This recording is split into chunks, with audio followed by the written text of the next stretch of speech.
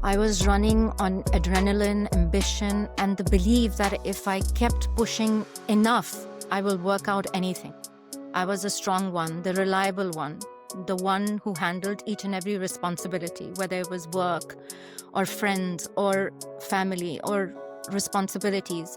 And I never stopped to think or to ask, what was it doing to me? And I really thought I had myself figured out. And then cancer hit. And it was like God said, stop. And it was not a gentle stop. He basically slammed my whole life into the wall and forced me into a pause. A pause that I would have not taken on my own. And that pause basically, it wrecked me. It stripped me down. It exposed everything that I had been outrunning and questions that I didn't want to answer.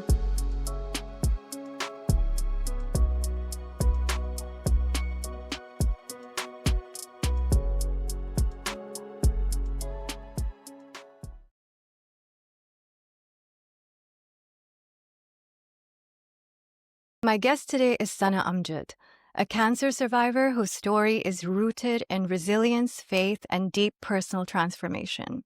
Sana's experience holds both deep darkness and unwavering faith.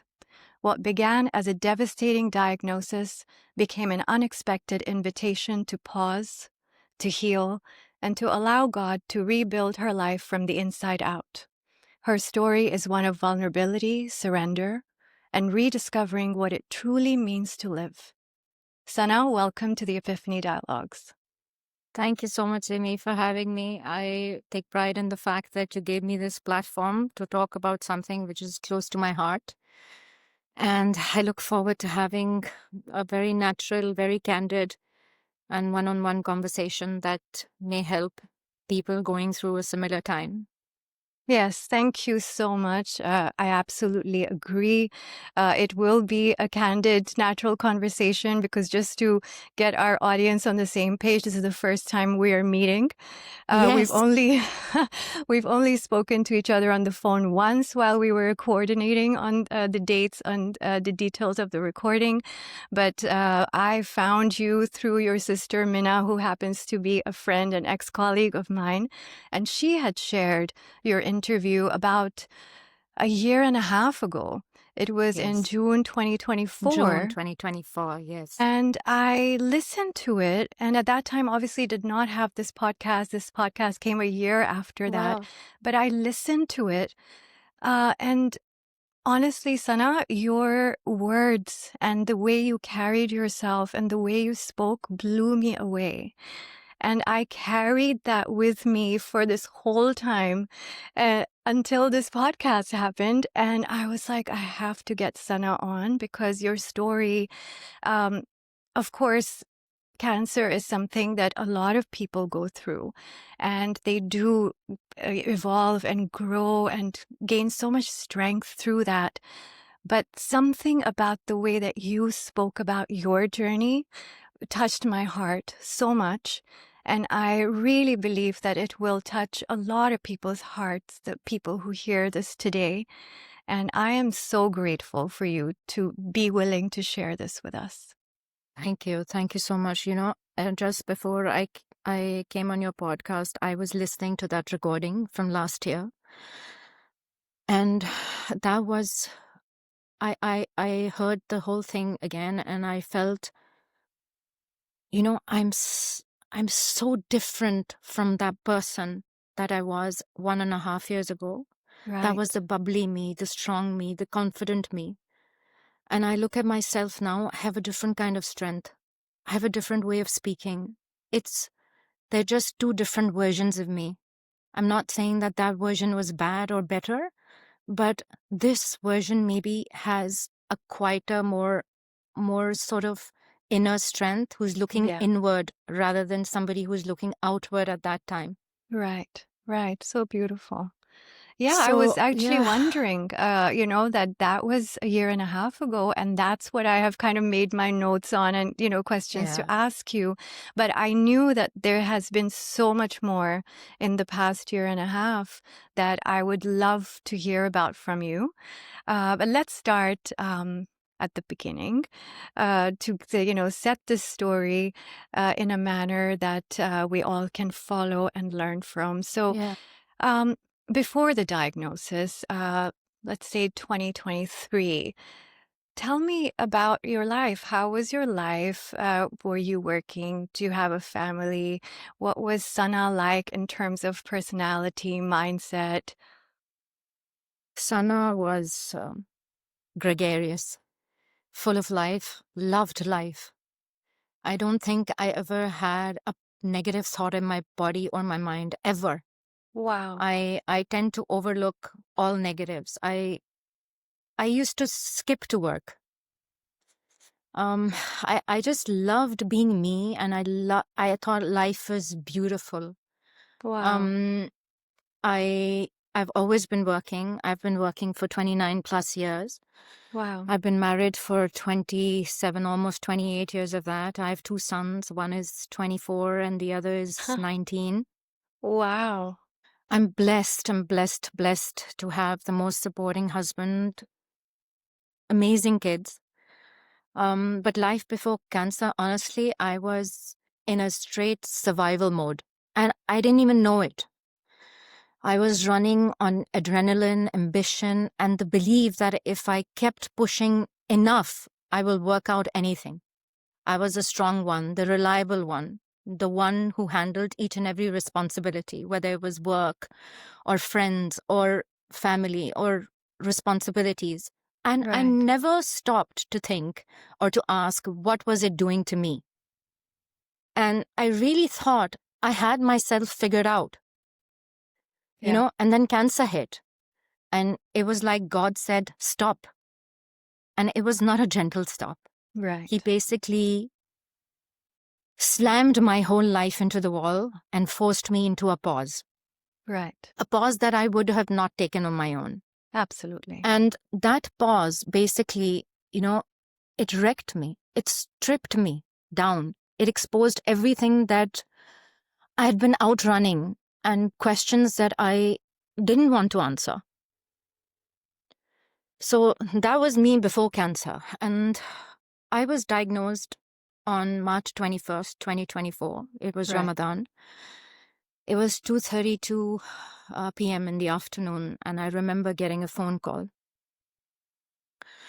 And the lady on the other side, on the other end, said to me, your biopsy results have come out and your tumor is malignant. And at that exact same time, I remember my boss calling my name. And my first reaction to that lady on the phone was, can I call you back? As if I could just pause cancer, Wow. I could just stop it. And for the next 20 minutes, I spent the 20 minutes in disbelief, thinking, there's something wrong. It's not my name. They have the wrong person.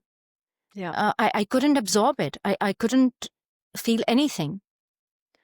I called her back again, and the first thing I said to her was, can you check the name again? I'm sure you've made a mistake. It's not me. I'm very healthy. I do my mammograms every year. I do my ultrasounds every 6 months because I have cystic breasts, and I had been doing this for the last 15 years. And that's how I went for a biopsy as well, because I was regular on my checkups. Right. And this woman, she said that, no, this is it. It's your name. And, I couldn't accept it. I didn't absorb it. I wasn't crying. I wasn't screaming. I just went numb. Yeah. And the very next thing that I did was I called my sister. And the reason I think I called her is because I'm probably the closest to her, and also because I wanted to say it out loud so that I could believe that this was happening. Right. My husband at that time was traveling. He has a job where he had to travel 3 weeks in a month, and I really didn't have the heart or the strength to break this to him on the phone. And I didn't know what was happening. I didn't know what was going to happen. And I didn't want to pass on this emotional weight to him in that moment. So me and Minna, we went to the oncologist, and she said to me that I have a cancer, which is triple negative breast cancer. It's a more aggressive type of cancer, the kind that grows fast, that doesn't respond to the usual targeted treatments because it doesn't have the receptors that doctors normally rely on. Right. And then she said plainly, you have to start chemo immediately. There was no time to kind of process, no time to think it over. This is your diagnosis. This is your reality. And it's happening now. Gosh. And that was it. And I think the week following that, I got my portacath here installed for the infusions. And my chemo started less than a week ago. And I took chemo days as Wednesdays because, as Thursdays, because Friday was half a day or a weekend. So I could take Friday off and use Saturday, Sunday to kind of recoup, because Right. chemotherapy really pulls you down, and then back to work on Mondays. And by the time Tuesday came and I started feeling better, it was time to go again to the chemotherapy. And I've talked extensively about what happened during those chemo sessions in my last podcast, so I don't want to go over that again. But Sure. I would say that what nobody tells you really is that cancer was not the hardest part, but the healing was. Cancer tried to break my body, but healing demanded that I rebuild my entire entity. Right. Cancer gave me a schedule, but healing, it gave me silence. Cancer attacked my body, but healing tore open everything underneath. I mean, during treatment, everybody shows up. You have doctors, you have appointments, you have a whole system holding you up, and you're so busy surviving that you can't really think of anything else. Right. Yes. But healing kind of drops you into a void and says, now go figure out who you are. Yes. And to come to terms, to confront grief of who you used to be, the parts of you that you lost, and the parts you'll never get back. It exposes you to the kind of emotional wounds that you had ignored long time before cancer had ever arrived.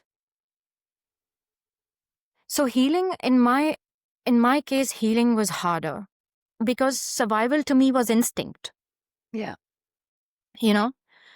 And rebuilding myself, that is a choice that I learned that I needed to make on a daily basis. And this is the kind of truth that kind of nobody prepares you. They don't prepare you for the aftermath. The world moves on. The people assume that you're better. And inside, you're trying to learn to live in a body and a life that doesn't feel like yours anymore. True. So what do you do? Yeah. Everything that you had and you thought was in place and was running, like a well-oiled machine, just kind of grinds to a halt. And you're focused on, like you said, surviving through the procedures and everything, the treatment. But at the same time, the inner part of you is completely blank at that Shifted. point. Yeah. And then it starts writing something new on it, but everything goes blank. As far as, that's what the image that's coming to my mind, that you're still running in terms of doing everything that you need to do, but your inner state, which used to be very active and focused on all of those things that you were doing and keeping all those balls in the air, everything just kind of says, okay, stop, right? And then you have to figure out, who am I beyond all those balls that I was spinning so well in the air? And what is it that is the invitation for me to figure out about myself? And that's exactly what I made of my cancer. I made it a project. And I had tunnel vision. I knew I had to get better. The moment I told my kids and my husband that I have cancer, I also told them I am going to make this better. I'm going to fight it. And I'll show it to you that I can make it out of this, because I was still in that survival mode. Of course. Still thinking that I can manage everything. I can go to work. I can still do my chemo treatments. There were floods all around. I remember driving to one of my chemo therapy sessions. My son was in the car with me. And there was no way I could reach that treatment that day, but I knew I had to be there. We were driving on the opposite side of the road. It took me 2.5 hours to reach that Mediclinic City Hospital that day. And it made it all worthwhile when I saw my oncologist standing at the reception, accepting patients who had chemotherapy that day.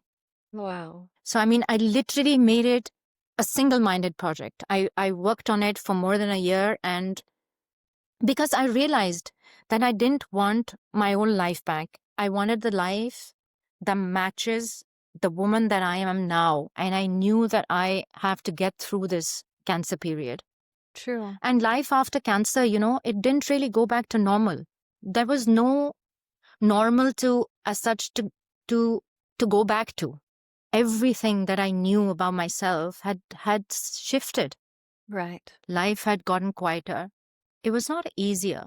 It was just quieter. Yes. And the things I used to obsess over didn't matter the same way. My priorities rearranged themselves without my permission. Yes. I became aware of my own limits, my boundaries, my worth. I started listening to my body.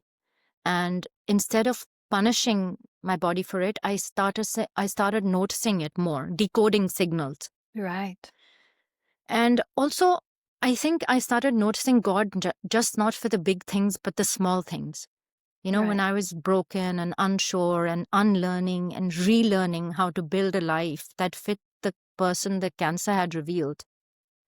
And that rebuilding was slow. It was uncomfortable, but it was sacred, because that is where everything changed. Because actual healings doesn't really begin in the body. It begins from the soul. And that's what I had to figure out for myself. Right.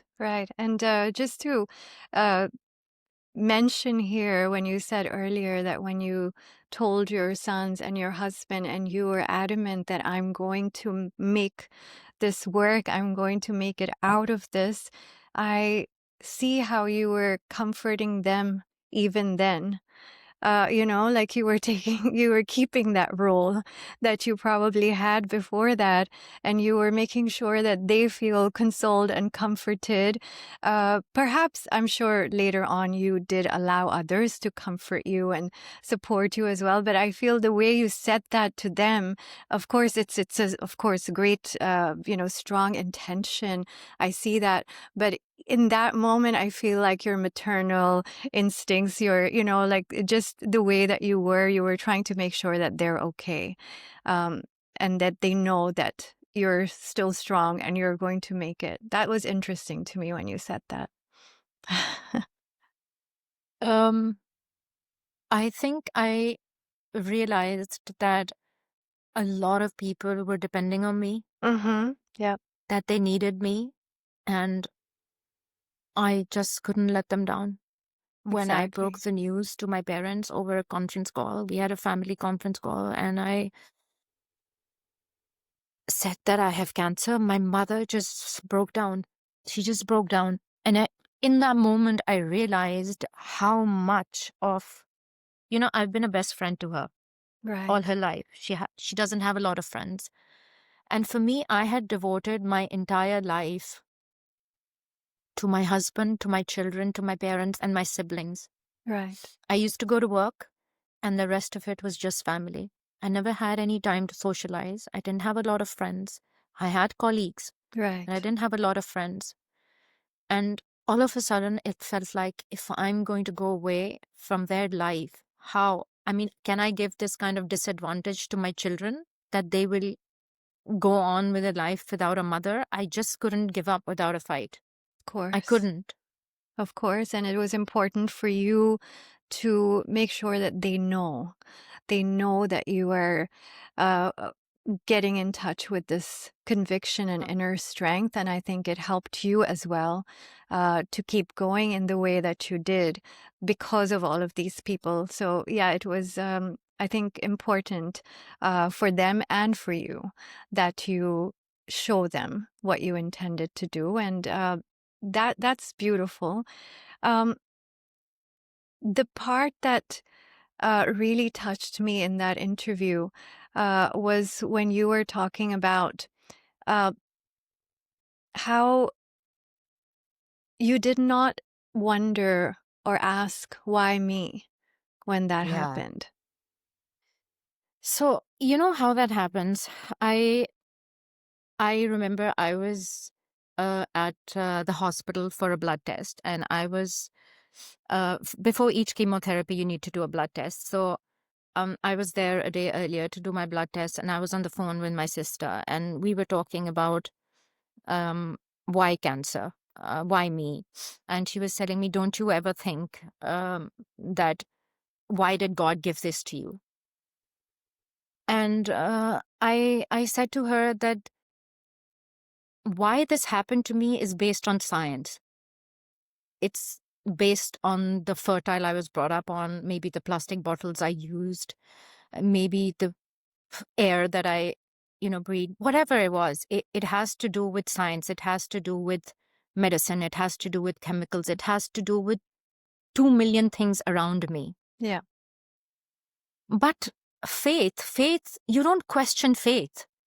You don't ask God, why me? You have to accept the fact that he's giving me this because he has a bigger plan for me. He has better things planned for me. And I never stopped believing, even to this day, where my journey has still not ended and I've escaped death twice. I've broken my wrist in 17 different places. I've been on the ventilator. I've had epileptic seizures. I've been in induced coma. I've had pneumonia, bronchitis several times. I've had hypersensitivity to birds. My back has 4 wedge fractures. I have sciatica. I got shingles. Half of my face was paralyzed. I never questioned him why. Because I always believed that I really believe in the saying that with hardship comes ease. I don't say after hardship comes ease. I say it with hardship.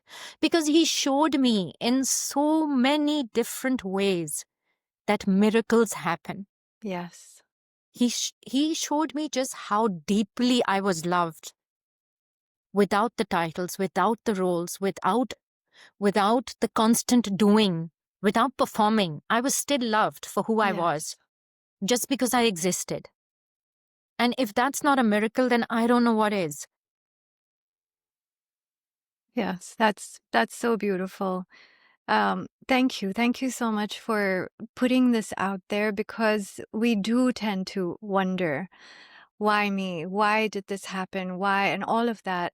Why did life do this to me? Why did God give me this? And the beautiful thing that you said in that interview was, I never ask when good things happen, why me? Right? That to me was just like, Zimmy, yes, that's you know, exactly what people need to hear. 25 years of my marriage. I remember when I got married, my husband, I was crying one day because I came from a joint family system. And when I got married, we moved into our own apartment. And I remember standing in the balcony and crying and saying, I don't think I can go through this alone. I come from a joint family. I've always had my parents, my grandparents, my aunts staying together. And now I'm living all alone with this man I hardly know. Right. And he said to me such a beautiful thing. He said, think of it as a vacation. And once you get tired of this vacation and you feel like it's not a vacation anymore, you can always go back.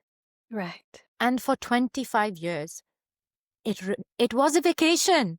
Oh, I never once, even today, I never once felt that vacation was over. bless. And when I was in the ICU, he whispered in my ear, he said to me, you can't die on me because our story is not finished yet. And I can't forget it. I just can't get it out of my mind. This guy who has supported me through thick and thin, when I was 60 pounds heavier, when I was looking my worst, when I had my head shaved off. I mean, he took care of me.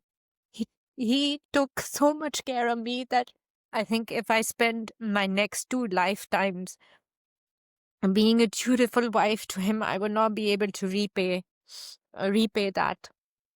I'm sorry. No, please. Uh, I appreciate your vulnerability and for sharing. I'm sorry. I am. Uh, yeah. It's. Thank you. Thank you so much. And so, Sana, when I saw, and I know I'm going to keep going back to that interview for a little bit, sure. because that's how I know you, right? No, you. Yeah. Yeah. So in that interview, you were sitting there looking like a beautiful queen without any wig, without any head cover, with your head shaved, like, shining there. Tell me about the decision to not want to cover your hair and, just very quickly, just a little bit, how that courage came to you and how it was received by others, like in your family, So, around you. I think it was my second chemotherapy, and my hair kind of started falling a little bit. They asked me to try the cold cap. I put it on, and I just threw it in the next 2 minutes. It was just too much. I was already weighed down with whatever was happening in my life, so many changes, and I didn't want to focus on my hair. So just after my second chemotherapy, although my hair was totally intact, I decided I'm going to shave it off. I thought that this was not one thing that was my focus. Right. And I said to my husband, and he said to me, just do whatever you're comfortable with. And I went with my sister to get to shave off my head. And I went back to the salon that I always used to go to. And when they saw me and I said, I want to get a haircut, they said, we're going to do it for free. And we love you and we want the best for you. And I remember when they were shaving off my head, I didn't feel anything. There was no feeling because I wasn't focusing on that. The insurance company paid me to buy a 2,000 dirham wig that I later donated Right. because I never used it even once. And I think I was basically coming into my own. I decided that if I was going to do this, I was going to do it on my terms, and I was going to do it as a person who's vulnerable, who's able to accept my own vulnerabilities and be honest to my own self. I Yeah. didn't want to be honest to anybody else. I wanted to be honest to myself. And I wanted to be brave for all the women who lose their hair and don't look glamorous. Yeah. Because nothing about cancer is glamorous. It's not inspirational, but it's real. Yes. And you need to have the strength to kind of slow down and honor my limits instead of bulldozing them. And I basically, it just taught me emotional honesty, I think. And Yes. I remember loads of people saying to me, I was once in a lift, and I think I mentioned that in my last podcast, that they said to me, they were talking in their own language, and they said, oh, maybe this woman is going through some therapy for her hair. And I turned around and said, yeah, it's called chemotherapy. So I decided, it gave me strength. I think it gave Yeah. me strength to just walk around like that. Right. And later on, when I developed my own tribe of cancer friends, Shilpa, who I met at the hospital, Ivana, who was newly married and had just gotten cancer, Kareen, who I later lost to the battle of cancer because she got it 4 times. I'm so sorry.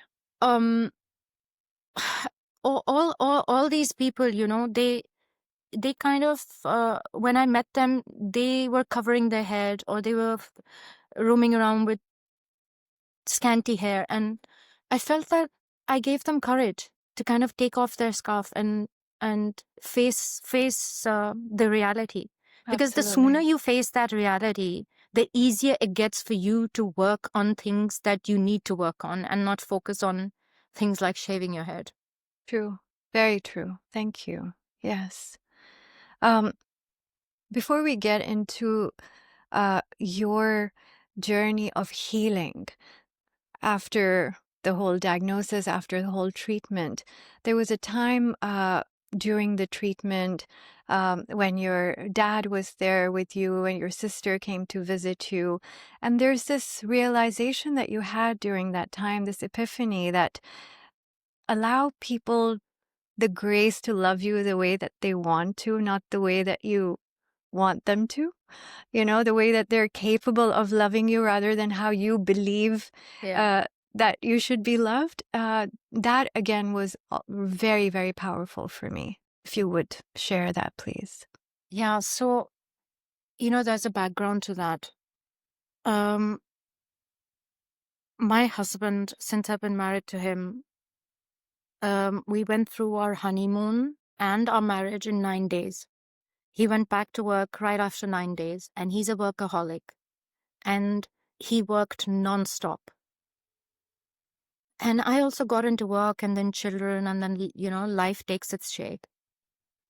And I always had this complaint to him that you don't give me enough attention. You don't give me enough time. You give your work all the time in the world. But when cancer struck, all his attention turned towards me. Right. It's not that he was not loving in his own way during all these years. Right. But during that time, all his focus was me. And I think I realized during that time that I had never given him the grace to show me love in his own way. I wanted it in a certain way. Yes. And therefore, I was always fighting with him to want to get that in the way that I wanted to receive it. Yes. That's And so I was important. not willing, I was not willing to receive it in the way he wanted to give it to me. And there were little things, small things that I noticed, and I realized this is the way he loves. Mm-hmm. And my son, he's actually my soulmate. He made me realize one day that this is Dad's way of showing how much he loves you. He doesn't Right. have to say it verbally. He doesn't have to show it with his words.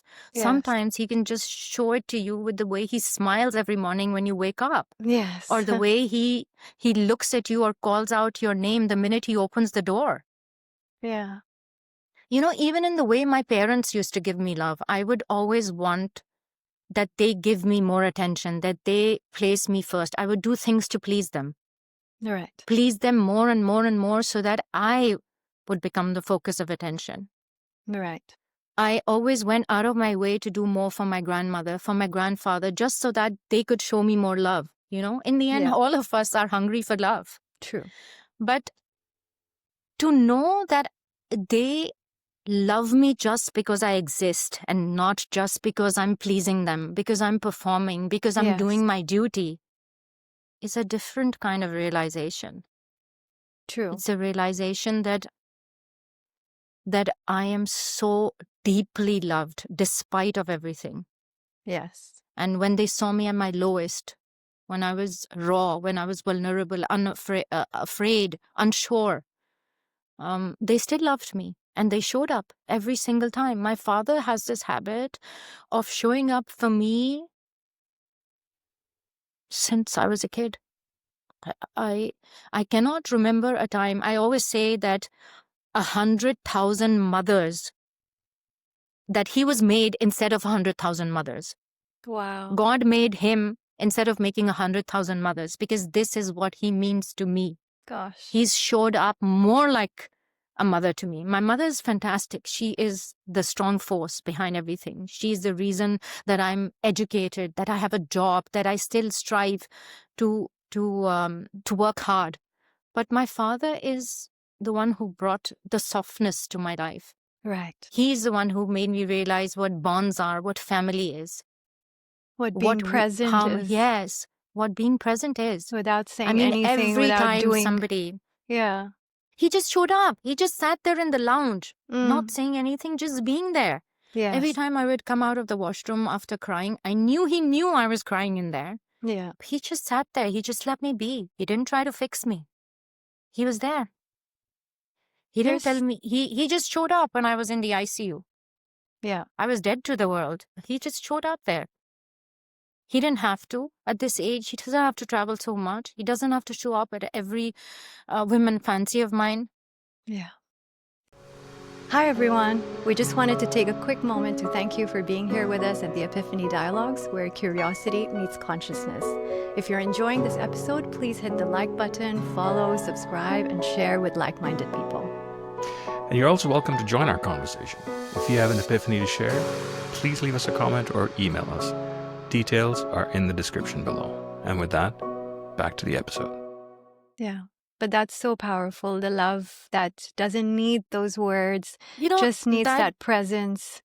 now that we're talking about people, if you'll allow me, I will say that that was probably the most uplifting part of my journey.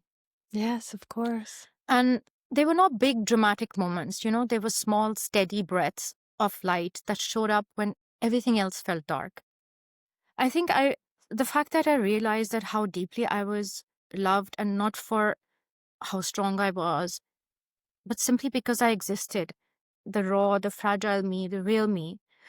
And I say this even on my blog, that some souls are not lifeboats. They're anchors. Yes.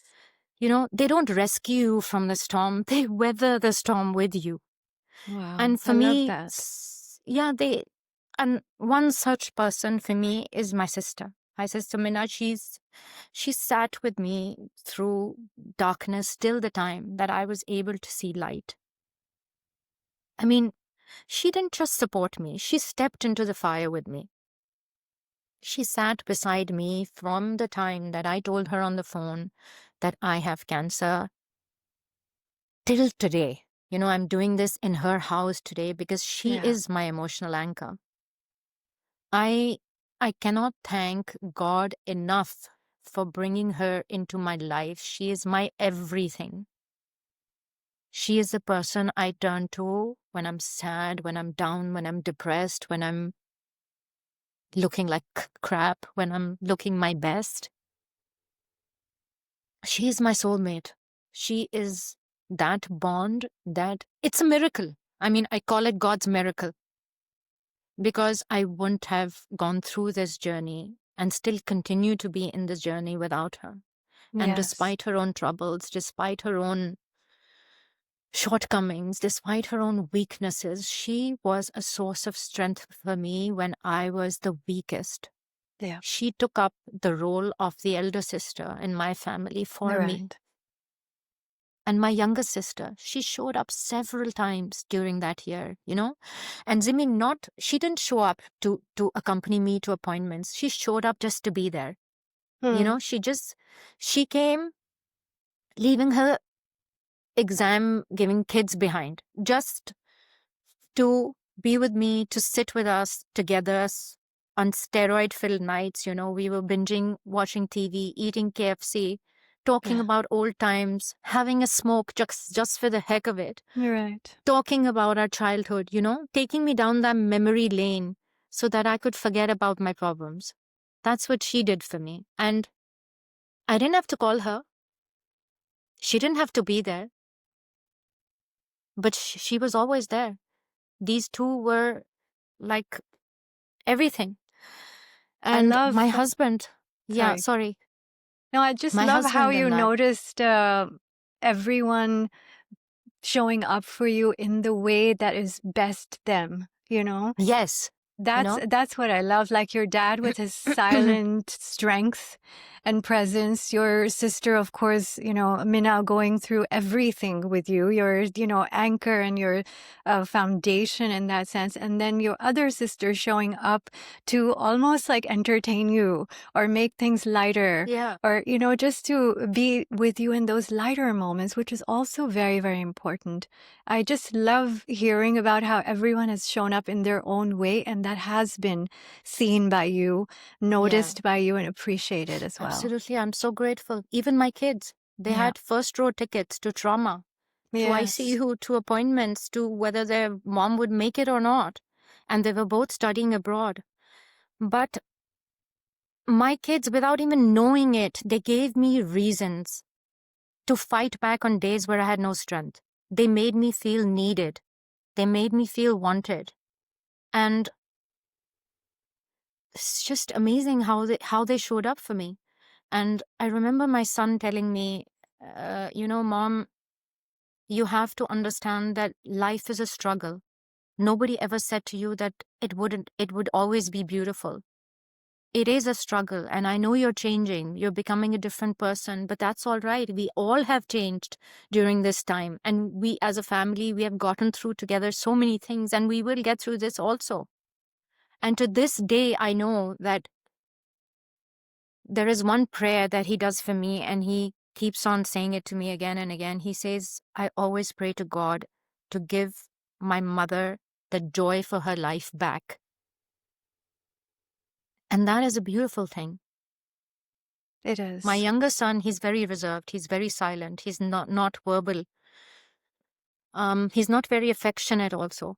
But all of a sudden, he was tapping drums on my bald forehead. He was hugging me. He was lifting me. He was holding me. He was sending me messages I never expected to receive from him as a reserved child. Right.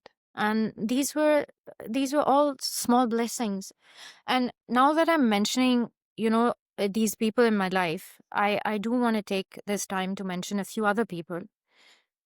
I've had a colleague for the last 20 years, and she moved to Canada. Every single day, her name is Merlin, every single week, not every day, but every single week, she used to check in on me. How are you doing? How are you feeling? Have faith. My friend Sapna, who's from my ex-bank, she's 10 years younger to me. I get a message from her every single day for the last 2 years. Even today, I got it this morning while she's holidaying in Georgia. She says to me, how are you, my Sana? It's so beautiful. It is. It's not like we love to talk about shopping and jewelry and everything, but it's not that she stayed with me during a time when she was able to talk to me about all those things. Yeah. She has also sat with me through times when I was not, up to it for all those things. She stayed. True. I have a friend in Canada. She's been my childhood friend since we were in grade 4. I don't answer her messages for weeks, for months sometimes. She never gave up on me. She messages me. She sends messages to my parents, to my sister, to check on me, to my kids. Wow. And sometimes I don't answer her. I have my nurse, Cindy. She gave me so much strength, love, light. She shared breakfast with me, coffee with me. She took care of me. My health psychologist, Dr. Cindy Collins, she was my healer. She made me go through a time in ICU when I was in my darkest phase.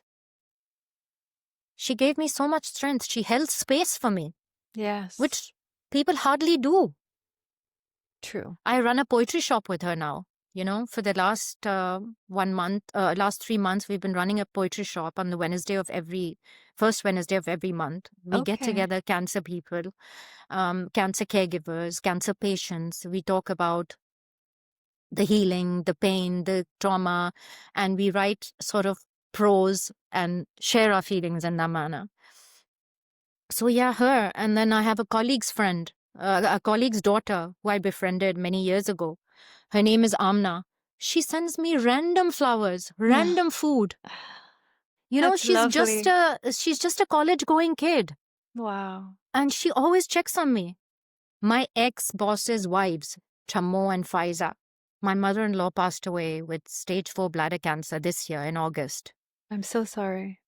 And my mother-in-law was somebody who shared a lot about my cancer. She held a lot of space for me, a lot of love for me. She gave me a lot of strength. And when she passed away, I was devastated because in a way I was healing myself and I couldn't really be there for her as a healer because I was still in a dark phase myself. Sure. And when she passed away, two of my ex-boss's wives, Chammo and Faiza, they showed up. They showed up every single day at my mother-in-law's house. They sat with me. They heard me cry. They heard me talk about old times, about old things, about my newly married life, about my mother-in-law, my father-in-law. And, they just showed up. I hadn't been around. I hadn't been meeting them. I haven't met them in years. Right. But they showed up every single day. And that is a miracle. This just showed me, how love evolves, how love can make everything better. Yeah, and to realize that you have always been surrounded by love and people willing and able to love you. Just the fact that you didn't recognize that yet, but also I feel like it really shines a light on you, who you are as a person, that there are so many people who love you in that way, right? I mean, obviously you must have been a source of so much inspiration and so much support to others as well. And this was your time to receive something back, because I feel like And you I were received in giving. abundance. Yeah. Yeah, I'm so glad. I'm so, so glad that you got to experience that, that you are still continuing to, and that you're allowing love to show up in your life, and Yes. you're receiving it. And the way they want to show it. And I want to receive it the way they are sending it to me. Exactly. Yeah, no, that's such a profound learning, by the way, that a lot of people sometimes take a whole lifetime and don't realize it. So I'm so grateful for you sharing that. Let's talk a little bit more about your healing journey in the past year. So the truth is that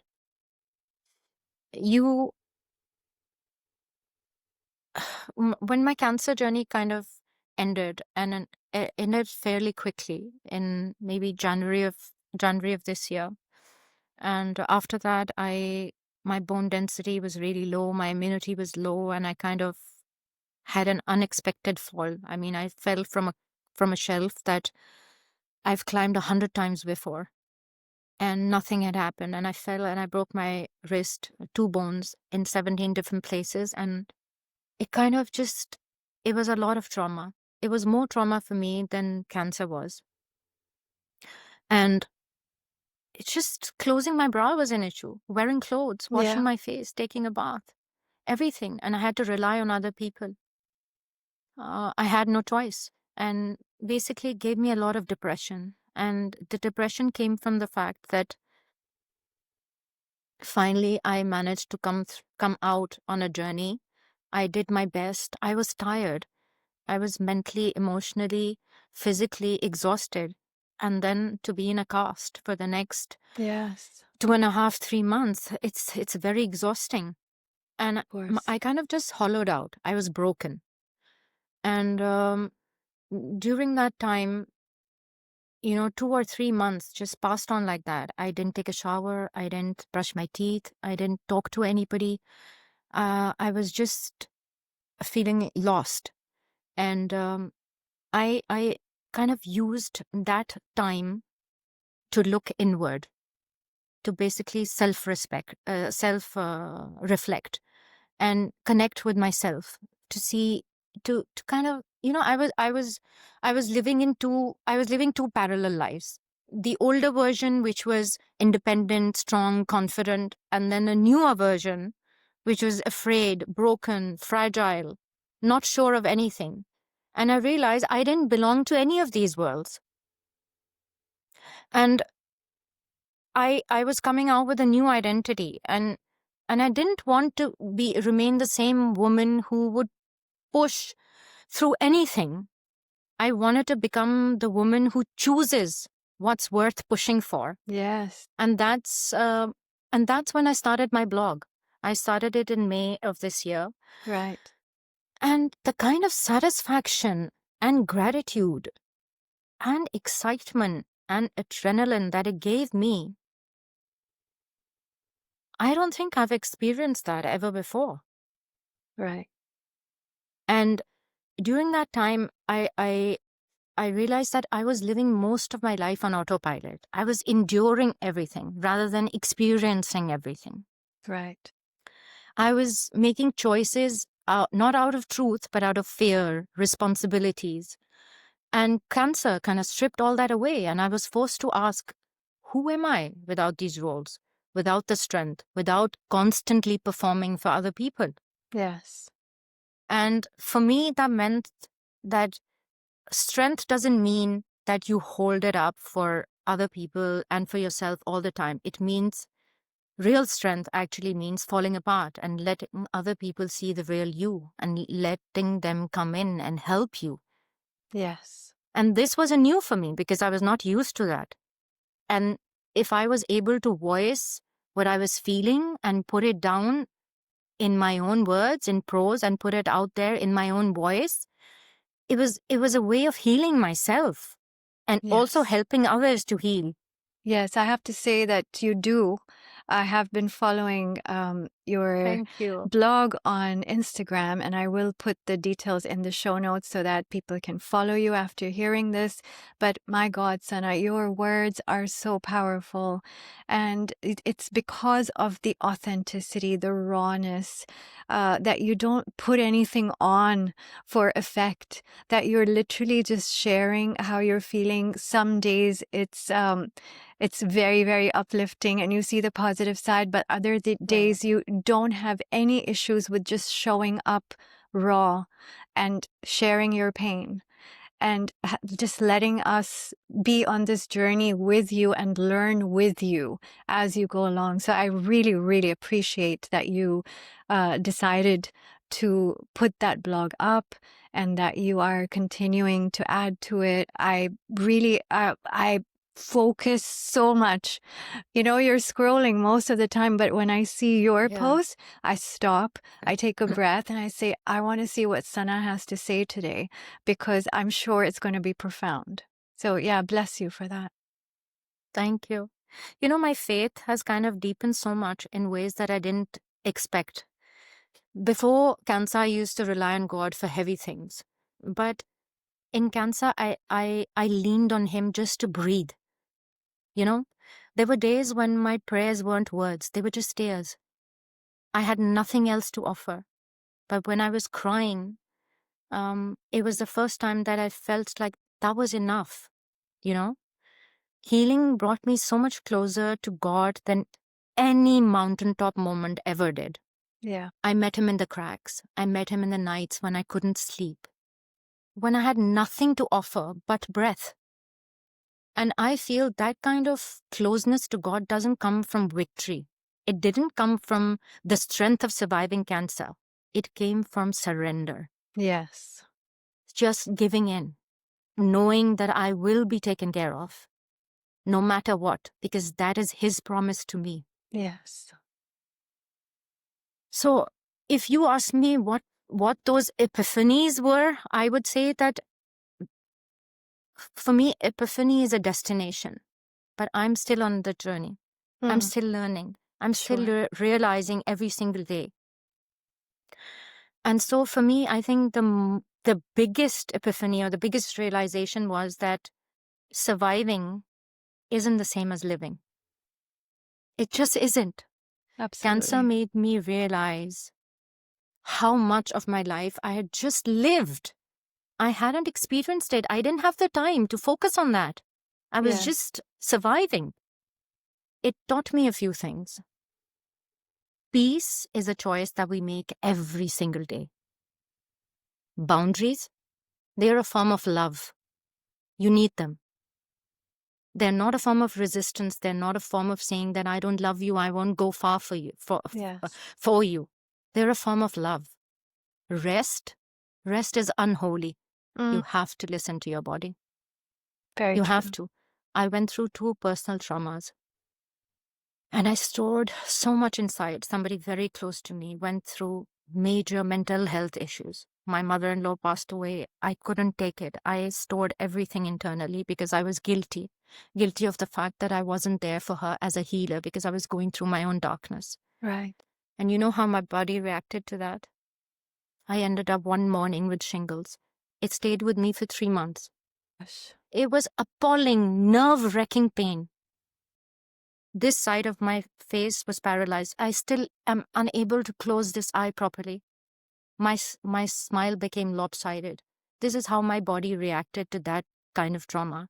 So I will repeat again, rest is unholy. You have to listen to your body. And the last thing is that joy is not something you can chase. Joy is something you have to make space for. You have Yes. to take out the time. You have to take the time out to have a conversation that will spark the light in you, the spirit in you. You know, when I was lying in the ICU, I kept thinking, oh my God, I'm not going to see my kids graduate. I'm not going to be able to walk hand in hand with my husband when we go out on travels, when we're watching a movie. And then I said, why? Why am I chasing things that are in the future? I'm going to enjoy the present, which is right now, which is when he's holding my hand while I'm Yes. here in the ICU. While my son is sitting across to me and telling me that he will go through this journey with me and accept me with the new change, with the new Yes. identity. I mean, that is the moment I need to enjoy. That is the joy I'm supposed to take in and feel and make space for, not for True. something which is in the future. So I think pausing and realizing that you have to live for the moment, being more aware. Yes. I mean, No, just I being emotionally appreciate positive. all these realizations and epiphanies that you have shared, even though I know you say that there are, it's just a journey right now, but Yeah. they have been very, very important. So many things that you have said during this past hour have been very, very enlightening. I really, really appreciate every single, whether you consider it small or big, realization that you've had, because really you are a font of wisdom right now, because the way that you have gone through this phase of your life, you have extracted the gems and you are sharing them with us so generously. It takes a lot. And I think I would say, on behalf of everyone listening, whoever listens to it across time and space, we are very, very grateful, for sure. Sana, is Thank there you. I'm anything? very grateful. Oh, Yeah, yeah. I want to mention one other thing, which is, of course, I've talked about people who were a part of my family and friends. But even as far as my work was concerned, I was deeply respected. My bosses, all my bosses, 3 of my bosses were so kind to me. They were so empathetic to the way that I was going through this journey. They showed up in ICUs. They showed up at the hospital. They gave support to my husband. They gave him help. They gave him support. They gave him courage. And I feel like I owe it to them, because of them, I'm able to go back to full-time work, recovered, Yeah. healing, learning, quieter, much more, much less energetic maybe from my previous time, but much more grateful, True. much Yeah. more loyal, because of what they have seen me go through, and they have Yes. supported me go through Yes. that. So it's a deeper kind of courage, not the loud, unstoppable one that I used to pride myself on, but just I'm able to face my fear. I'm able to choose to keep going on, even on days that I'm not able to recognize the woman in the mirror. That kind of strength, I'm able to bring it back into my life, into my work, into the people that I kind of deal with. And Yes. this kind of strength, I didn't gain just from surviving cancer. It was from witnessing that I'm being loved, I'm being supported, I'm being cared for. Yes. Yeah, and you said that, is there anything else I want to say? Yes, I do want to tell other cancer patients that going through cancer is not is not necessarily a brave thing. It brings out the courage in you, which you have been already carrying for all these years, And you don't owe it to anyone, the performance of being strong. And you're allowed to break, you're allowed to rest, you're allowed to say that this is too much. You're allowed to feel. You have the permission to be who you are. Yeah. And your job right now is to take care of yourself, to survive. It's not to inspire other people. It's just to stay honest to yourself and soft enough to let other people kind of come in and help you. You're going to end up losing parts of yourself, but you're also going to end up discovering parts of you that never existed, you know? And this journey will take things from you, but it will give you clarity. It will give you truth and the kind of self-respect that comes from walking through fire.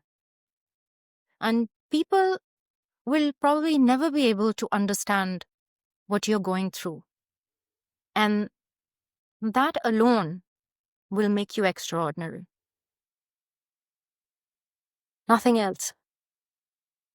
Thank you. Thank you so, so much. I really appreciate all of this wisdom, all of this love that you're sharing right now. So beautifully said, makes so much sense. I hope that people can receive it and have it in their mind, so that that's one thing that they're, they hit the ground running with, if at Yeah. all they come to that place, so that they can learn a lot more. But to have this as the backup, I would really hope that I hope they allow themselves to receive it yes, exactly. and know that we all come from a place of vulnerability. We all have challenges. These challenges are what makes us who we were meant to be. Yes. Yes. Sana, at the end of our episode, we ask a question to all our guests. I want you to imagine that future version of you that you were talking about, going on holidays, holding your husband's hand, enjoying your son's big moments in life, spending time with family. I want you to imagine this very happy, fulfilled future self. And I want you to imagine that she is speaking to you right now, and she has something to say to you right now that would benefit you in some way today. What would you hope that she says? I hope that she says that she's lived her life fully. Absolutely fully, every single moment. When I sit and talk to my kids now, I'm not scrolling on the phone. I'm listening to what they're saying. When I'm holding my husband's hand, I'm trying to feel the warmth of that hand. Yes. There are times when me and Minna sit in a lounge and we go on for hours without talking to each other, but there is a silence that we both understand now. Right. I can lie in my mother's lap and not say a thing, but I know that I have that comfort. Yes. Yes. That's beautiful. I have beautiful memories from my in-laws. I have so much that I can live my life on, and if I close my eyes, I just want to go through those memories. And it takes me back to my childhood where, I'm still wondering, I'm still curious, full of curiosity. And I'm happy, I'm positive. And I'm looking back and saying, I did what I came here to do, that I had a purpose. And this is what I identify myself with. Yes. Not with the labels that everybody else has given me.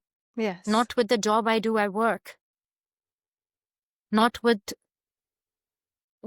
what my boss thinks of me or my colleagues think of me. It's what I think of myself and how I gave back. Yes. That is absolutely beautiful. And I, once again, just want to honestly, Sana, bless you. Thank you so much for sharing yourself so authentically and being vulnerable with us here. And thank you for all the wisdom. Thank you for the reminders. Thank you for all the gems that you have shared, your epiphanies, your realizations, your time and your presence. I wish you so much joy on the journey ahead. And I wish for you that you start now taking this growth, this evolution, this connection within yourself and being able to amplify it on demand rather than being pushed through life to do it. I would love if you accept that from me as the next phase, because sometimes we do tend to get stuck and identified with growing Yes. through pain. And yes, it's a gift, it's a blessing. You have used it as a beautiful, magical tool.